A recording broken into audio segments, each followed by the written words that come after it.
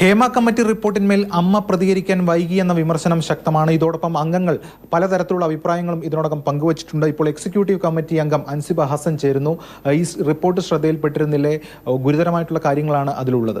ഗുരുതരമായിട്ടുള്ള ആരോപണങ്ങളാണ് ഉണ്ടായിട്ടുള്ളത്. ഗുരുതരമായിട്ടുള്ള വീഴ്ചകളാണ് സംഭവിച്ചിരിക്കുന്നത്. അപ്പോൾ ഇത്രയും സ്ത്രീകൾ അവരുടെ വേദനകളാണ് അവിടെ പറഞ്ഞിരിക്കുന്നത്. അവരനുഭവിച്ച വേദനകൾക്ക് തീർച്ചയായിട്ടും അവർക്ക് നീതി ലഭിക്കണം എന്ന് തന്നെയാണ് ഞാൻ ആഗ്രഹിക്കുന്നത്. അത് ആരാണെന്നുണ്ടെങ്കിലും മുഖം നോക്കാതെ തന്നെ അതിന് ശക്തമായിട്ടുള്ള ഒരു നിലപാടെടുക്കണം ഗവൺമെന്റ് എന്നാണ് എനിക്ക് ആഗ്രഹം. വേട്ടക്കാരുടെ പേരുകൾ വെളിപ്പെടണം, അതിൽ കേസെടുത്ത് അന്വേഷണം നടത്തണം എന്നൊരാവശ്യമാണ് മുന്നോട്ട്. വേട്ടക്കാരുടെ പേരുകൾ അവർക്കെതിരെ വ്യക്തമായിട്ടുള്ള രേഖകളും തെളിവുകളും ഉണ്ട് എന്നുണ്ടെങ്കിൽ ആ വേട്ടക്കാരുടെ പേരുകൾ പ്രസിദ്ധീകരിക്കുന്നതിന് എന്താണ് തെറ്റ് എന്നാണ് ഞാൻ ആലോചിക്കുന്നത്.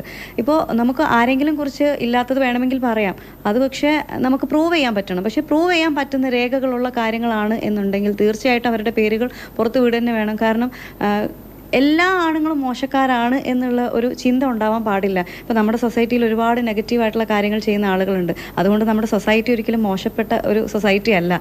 ഒരുപാട് ആളുകൾ നെഗറ്റീവ് കാര്യങ്ങൾ ചെയ്യുന്നുണ്ട്, ആളുകളെല്ലാം നെഗറ്റീവ് അല്ല. അപ്പോൾ അതുകൊണ്ട് തന്നെ സിനിമയിലും ഒരുപാട് മോശം കാര്യങ്ങൾ നടക്കുന്നത് ഇപ്പോൾ നമ്മൾ ശ്രദ്ധയിൽപ്പെട്ടിരിക്കുകയാണ് എന്ന് കരുതി സിനിമയിലുള്ള എല്ലാവരും മോശക്കാരല്ല. അപ്പോൾ ഇതിനെതിരെ നമ്മൾ എന്താണോ ഇപ്പോൾ ചെയ്യേണ്ടത് ആ കാര്യങ്ങൾ തീർച്ചയായിട്ടും എടുക്കുകയും വേണം. ഇതിനെതിരെയുള്ള ഒരു എന്താണോ ഇപ്പോൾ നമ്മൾ ചെയ്യേണ്ട പ്രധാനപ്പെട്ട കാര്യങ്ങൾ അത് ഗവൺമെന്റ് തീരുമാനിച്ച് ചെയ്യുകയും വേണം. അതായത് ഇതിൽ അന്വേഷണം നടത്തി കേസെടുത്ത് മുന്നോട്ട് പോകണം. ഇതിൽ അന്വേഷണം നടത്തുകയും കേസ് എടുക്കുകയും വേണം. ഈ പ്രതികൾ ആരൊക്കെയാണ് എന്നുള്ളത് അവർക്കെതിരെ വ്യക്തമായിട്ടുള്ള ശക്തമായിട്ടുള്ള ഈ പറഞ്ഞ പോലെ രേഖകളും തെളിവുകളും ഒക്കെ ഉണ്ടെങ്കിൽ അത് പുറത്തു വിടുകയും വേണം. കാരണം ഇനി ഒരിക്കലും ഇങ്ങനെയുള്ള അനുഭവങ്ങൾ മറ്റുള്ള സ്ത്രീകൾക്ക് ഉണ്ടാവാൻ പാടില്ല. അല്ലെങ്കിൽ ഇനി ഇതുപോലെ അതിക്രമങ്ങൾ സ്ത്രീകൾക്കെതിരെ ചെയ്യാൻ വേണ്ടി ആർക്കും തോന്നരുത്, ഭയം ഉണ്ടാവണം. ഇന്നലെ ജനറൽ സെക്രട്ടറി വാർത്താ സമ്മേളനം നടത്തിയപ്പോൾ പറഞ്ഞത് ചില ഒറ്റപ്പെട്ട സംഭവങ്ങളുടെ പേരില്ലെന്ന് പറഞ്ഞു. പക്ഷേ ജഗദീഷ് പറഞ്ഞു ഈ ഒറ്റപ്പെട്ട സംഭവങ്ങളെന്ന് പറഞ്ഞ് അതിനെ ലഘൂകരിക്കാൻ കഴിയില്ല എന്നും പറഞ്ഞു. ഇതിലെങ്ങനെയാണ്? എനിക്ക് പേഴ്സണലി തോന്നിയിട്ടുള്ള കാര്യം ഇത് ഒറ്റപ്പെട്ട സംഭവമായിട്ട് തോന്നിയിട്ടില്ല. ഇത് പല സ്ഥലങ്ങളിൽ നിന്നും പലരും പറഞ്ഞു കേട്ടിട്ടുണ്ട്, പലരും പരാതി കൊടുക്കാൻ മടിച്ചിട്ടുണ്ട്. ഇപ്പോൾ എനിക്ക് തന്നെ ചില മെസ്സേജുകൾ വന്നിട്ടുണ്ട്. ഞാൻ തക്കതായിട്ടുള്ള പ്രതികരണം സ്പോട്ടിൽ തന്നെ നടത്തുന്ന ഒരാളാണ്. അതുകൊണ്ട് എനിക്ക് പിന്നീട് ഈ സിനിമാ മേഖലയുമായി ബന്ധപ്പെട്ട് അങ്ങനെ ഒരു ഇതുണ്ടായിട്ടുണ്ടെന്നാണ് പറഞ്ഞത്. സിനിമാ മേഖലയിൽ നിന്ന് മാത്രമല്ല, നമ്മുടെ സൊസൈറ്റിയിൽ തന്നെ സ്ത്രീകൾ നേരിടുന്ന ഏറ്റവും വലിയൊരു പ്രശ്നമാണത്. ഒരു നമ്പർ കിട്ടിക്കഴിഞ്ഞാൽ ചിലപ്പോൾ ആ നമ്പർ അറിയാത്ത നമ്പറിൽ നിന്ന് മെസ്സേജ് അയക്കുക അല്ലെങ്കിൽ ബുദ്ധിമുട്ടിക്കുക. ഈ എല്ലാ സ്ഥലങ്ങളിൽ നിന്നുണ്ട്, സിനിമയിൽ നിന്ന് മാത്രമല്ല. അപ്പം എവിടെ നിന്നാണെന്നുണ്ടെങ്കിലും ഞാൻ തക്കതായിട്ടുള്ള മറുപടി ആ സ്പോട്ടിൽ കൊടുക്കാറുണ്ട്. പിന്നീട് ആ വഴിക്ക് ആ ആൾക്കാരെ ഞാൻ കാണാറ് പോലുമില്ല. അപ്പം എനിക്കിതുപോലൊരു അനുഭവം ഉണ്ടായിട്ടുണ്ട്. ഞാൻ വേറെ ചാനലിലും പറഞ്ഞിട്ടുണ്ടായിരുന്നു. അപ്പം ഞാൻ അദ്ദേഹം അങ്ങനെ മെസ്സേജ് അയച്ച സമയത്ത് ഞാൻ തിരിച്ച് തക്കതായിട്ടുള്ള മറുപടി പറയുകയും ചെയ്തിട്ടുണ്ട്.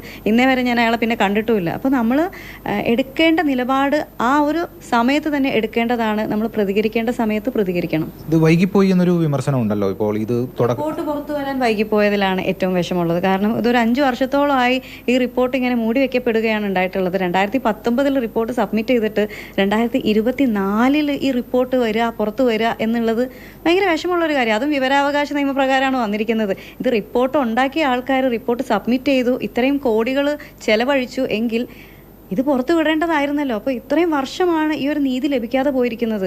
അത് ഉടനടിയെങ്കിലും ഇനിയെങ്കിലും കിട്ടണം എന്നാണ് ഞാൻ ആഗ്രഹിക്കുന്നത്. അമ്മയുടെ പ്രതികരണം വൈകിപ്പോയി എന്നൊരു ആക്ഷേപമുണ്ടല്ലോ. തീർച്ചയായിട്ടും ഇപ്പോൾ എക്സിക്യൂട്ടീവ് കമ്മിറ്റിയിലുള്ള പല ആർട്ടിസ്റ്റുകളും പല സ്ഥലങ്ങളിലായിരുന്നു ഉണ്ടായിരുന്നത്. അതുകൊണ്ട് തന്നെ ഒരു കമ്മിറ്റി കൂടാനുള്ള ഒരു അവസരം എല്ലാവർക്കും ഉണ്ടായിരുന്നില്ല. അതുകൊണ്ടാണ് ലേറ്റായി പോയത്. അത് മാത്രമല്ല, അമ്മ ഷോ ഉണ്ടായിരുന്നു. അപ്പോൾ അമ്മ ഷോയുടെ റിഹേഴ്സലും കാര്യങ്ങളും ആ ഷോ ഒരു 3 days നീണ്ടു നിൽക്കുന്നതായിരുന്നു. അതിൻ്റെ മുന്നേ ഒരു 4 days റിഹേഴ്സൽ ഉണ്ടായിരുന്നു. അങ്ങനെയാണ് നീണ്ടുപോയത്. അതോടൊപ്പം ഈ അവസാനമായി രഞ്ജിത്തിനെതിരെ ഗുരുതരമായിട്ടുള്ളൊരു ആരോപണം ഇപ്പോൾ വന്നിരിക്കുകയാണ്. സംവിധായകനെതിരെ ബംഗാളി നടിയാണ് ആരോപണം ഉന്നയിച്ചിരിക്കുന്നത്. ഈ വിഷയത്തിൽ എന്താണ് താങ്കളുടെ? കൃത്യമായ രേഖകളും തെളിവുകളും ഉണ്ട് എന്നുണ്ടെങ്കിൽ തീർച്ചയായിട്ടും ആ പരാതി സ്വീകരിക്കുകയും, പരാതിപ്പെട്ട് കഴിഞ്ഞാൽ ഉറപ്പായിട്ടും ആ പരാതി സ്വീകരിക്കണം. ആ പരാതിയിൽ മേൽ അന്വേഷണം ഉണ്ടാവുകയും അതിന്റെ തുടർ നടപടികൾ എന്താണോ ചെയ്യേണ്ടത് ചെയ്യാൻ വേണം. സർക്കാർ ഇക്കാര്യത്തിൽ ഒരു അന്വേഷണം നടത്തണം, പ്രഖ്യാപിക്കണം. തീർച്ചയായിട്ടും സർക്കാർ ഇതിൽ അന്വേഷണം പ്രഖ്യാപിക്കണം. കാരണം ഗുരുതരമായിട്ടുള്ള ഒരു ആരോപണമാണ് ഒരു ആക്ട്രസ് ഉന്നയിച്ചിരിക്കുന്നത്. അപ്പോൾ അതിൽ അന്വേഷണം വേണം എന്നുള്ളത് കമ്പൽസറിയാണ്.